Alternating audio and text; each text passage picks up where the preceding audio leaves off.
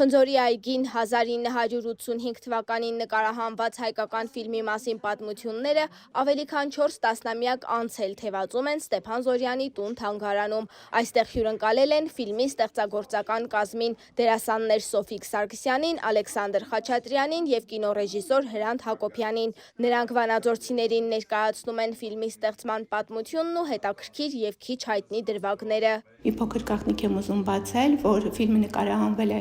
Հայաստանի Հանրապետության մի շարք վայրերում՝ Ստեփանավանում, Օհանավանում, Օշակվանում։ Կոնկրետ տունը եղել է մի վայրում, այգին եղել է մեկ այլ վայրում։ Հաջորդ գաղտնիքը ներկայացնեմ, որ ընդամենը մեկ ծառ է եղել, ոչ թե ամբողջ այգին, ինչպես որ ֆիլմում տպավորությունը այդպիսին է,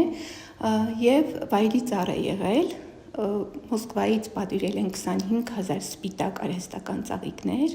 բերել են Հայաստան եւ 4 ժամվա ընթացքում այդ ծաղիկները ամրացնելով ծառին ստեղծել են ծաղկած ծառի տպավորություն։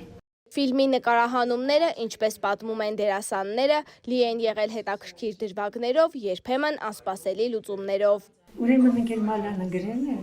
որ երբ որ կրակները անում ենք, չէ, տաքացնում ենք, սոսը նստում է քարին։ Ես գնում նստում եմ կողքը, գլուխս դնում եմ ուսին, ու հանկարծ իր մեջ արթնանում է տղամարդը։ Ու պատռում է իմ շապիկը, իսկ դա նկարվել է մի քանի դուբլ, այսինքն ամբողջ բաց, ես նկարվել եմ։ Հետո ինձ գցում է հողի մեջ եւ սիրում է ինձ։ Այդ ամբողջը նկարվել է։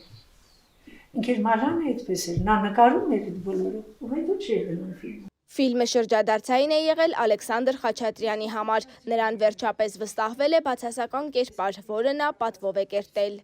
Դրական հերոսները սովետական միության մեջ հատկապես բան էր, ոնց որ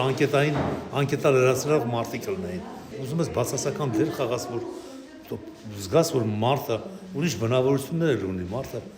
բազմաբնավորություն ու բազմատեսական։ Միատեսակ չի դες, անկետային դրական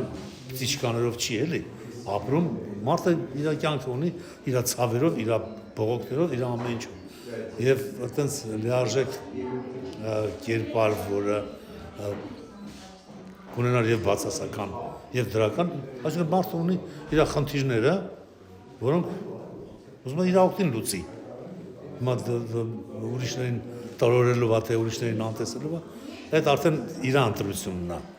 Թանգարանում բացվել է նաև Խնձորի այգին ֆիլմի ստեղծման 40-ամյակին նվիրված ժամանակավոր ցուցադրություն։ Ներկայացված են լուսանկարներ, արխիվային նյութեր և փաստաթղթեր, որոնք վերարժևորում են հայկական կինոյի կարևոր էջերից մեկը։ Սերինե Սերոբյան, լուրերի համար։